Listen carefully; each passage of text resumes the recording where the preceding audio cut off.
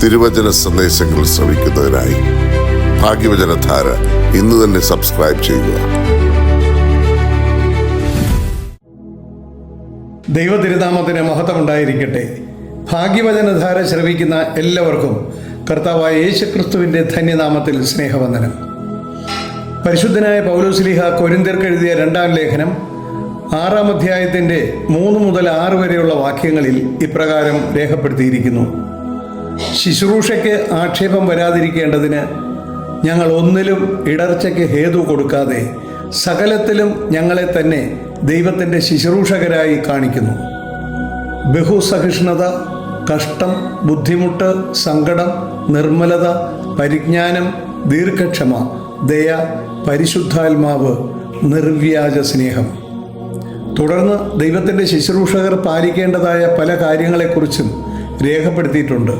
എങ്കിലും നിർവ്യാജ സ്നേഹമെന്ന പദം എന്നെ കൂടുതൽ ചിന്തിക്കുവാനായി പ്രേരിപ്പിച്ചു. അത് നമുക്കൊരുമിച്ച് പങ്കുവയ്ക്കാം എന്നാഗ്രഹിക്കുന്നു. നിർവ്യാജ സ്നേഹം എന്ന വാക്കിന് വ്യാജമില്ലാത്ത സ്നേഹം എന്നാണ് അർത്ഥം. അപ്പോൾ വ്യാജമുള്ള സ്നേഹമുണ്ട് എന്ന് മനസ്സിലായി. അങ്ങനെയുള്ള സ്നേഹത്തെക്കുറിച്ച് എനിക്ക് കിട്ടിയ മറുപടിയാണ് ഞാനിവിടെ പങ്കുവയ്ക്കുന്നത്. പലതരത്തിലുള്ള സ്നേഹമുണ്ട്.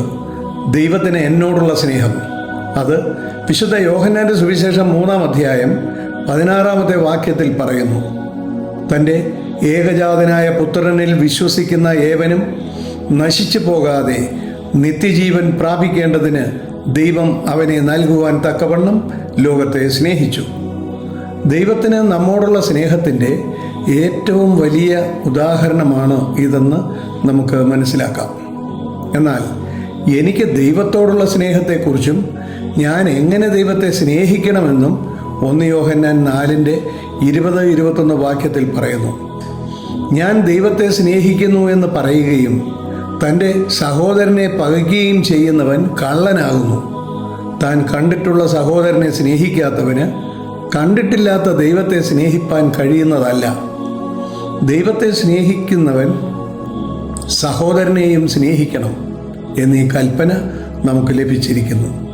ഇവിടെ സഹോദരനെ സ്നേഹിക്കാത്തവൻ ദൈവത്തെ സ്നേഹിക്കുന്നു എന്ന് പറഞ്ഞാൽ അത് വ്യാജമായ സ്നേഹമാണ്.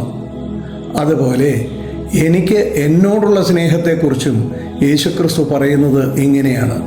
വിശുദ്ധ മത്തായിയുടെ സുവിശേഷം 22:39 കൂട്ടുകാരനെ നിന്നെപ്പോലെ തന്നെ സ്നേഹിക്കണം എന്ന് യേശു പറയുന്നു.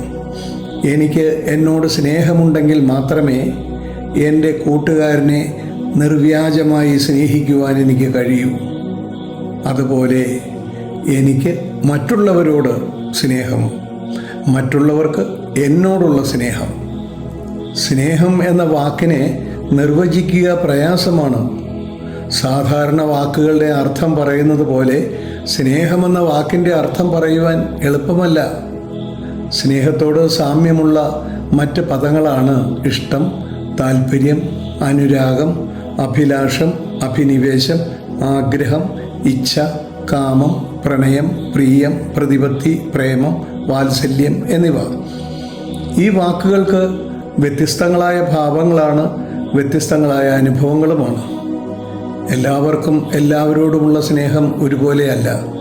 ഭാര്യയോടുള്ള സ്നേഹമല്ല മക്കളോടുള്ള സ്നേഹം. മാതാപിതാക്കളോടുള്ള സ്നേഹമല്ല സഹോദരങ്ങളോടുള്ള സ്നേഹം. പിതാവിന് മക്കളോടുള്ള സ്നേഹം പോലെയല്ല മാതാവിന് മക്കളോടുള്ള സ്നേഹം. ഓരോ മക്കളോടുമുള്ള സ്നേഹത്തിന് ഏറ്റക്കുറച്ചിലുകളുണ്ട്.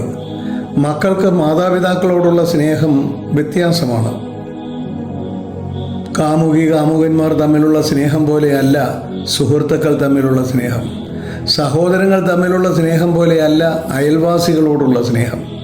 അധ്യാപകരോടുള്ള സ്നേഹത്തിന് പ്രത്യേകതകളുണ്ട്. എല്ലാ അധ്യാപകരോടും ഒരുപോലെയുള്ള സ്നേഹമല്ല. അതുപോലെ അധ്യാപകർക്ക് വിദ്യാർത്ഥികളോടും ഒരുപോലെയുള്ള സ്നേഹമല്ല. സ്വന്തം കാര്യങ്ങൾ സാധിക്കുവാനുള്ള സ്നേഹമാണ് പലരും പ്രകടിപ്പിക്കുന്നത്. ഇതുപോലെയുള്ള സ്നേഹത്തെ അല്ലേ വ്യാജമായ സ്നേഹം എന്ന് പൗലോസ് ശ്ലീഹ പറയുന്നത്? പ്രിയമുള്ളവരെ, പൗലോസ് ശ്ലീഹ പറയുന്നത് പോലെ ക്രിസ്തീയ വിശ്വാസികളായ നമ്മൾ എല്ലാവരും ദൈവത്തിൻ്റെ ശുശ്രൂഷകരാണ്. ദൈവത്തിൻ്റെ ശുശ്രൂഷകരായ നമ്മൾക്ക് വ്യാജമില്ലാതെ സ്നേഹിക്കുവാനുള്ള കൃപ ദൈവം നൽകട്ടെ എന്ന് പ്രാർത്ഥിക്കാം. നമസ്കാരം.